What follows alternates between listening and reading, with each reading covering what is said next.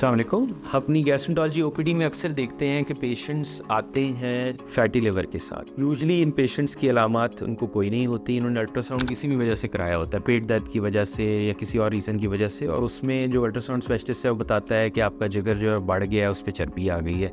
अब इस सूरत में पेशेंट बहुत परेशान हो जाते हैं, फ़ौरन डॉक्टर के पास आते हैं कि फ़ौरन कोई दवा की जाए कि फ़ैटी लिवर जो है वो ठीक हो जाए। अब भी ये फ़ैटी लिवर होता क्या है?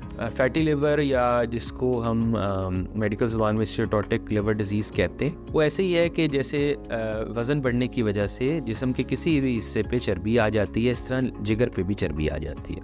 जिगर की सोजिश हो जाती है, जिगर का साइज़ बढ़ना शुरू हो जाता है। जिगर का साइज़ बढ़ता रहता है और एक स्टेज पे सोजिश ज़्यादा हो जाती है, जिगर में फाइब्रोसिस हो जाता है, स्कारिंग हो जाती है और फिर जिगर जो है वो सिकुड़ना शुरू हो जाता है और ये लिवर सिरोसिस की तरफ चला जाता है, जिसको जिगर सिकुड़ने की बीमारी जिसको भी कहते हैं। अच्छा, ये अगर जिगर सिकुड़ जाए, लिवर सिरोसिस हो जाए, तो पेट में पानी पड़ सकता है, खून की उल्टी, काले पखाने आ सकते हैं, लिवर का कैंसर हो जाता है और उसका इलाज सिर्फ लिवर ट्रांसप्लांट है।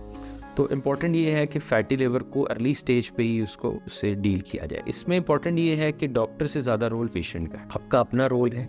डॉक्टर इसमें बहुत मिनिमम सी इनपुट दे सकता है, वो आपको एडवाइस कर सकता है। इसमें सबसे इम्पॉर्टेंट है कि जो आपका बॉडी वेट है उसको 10 to 15% उसको लूज़ किया जाए।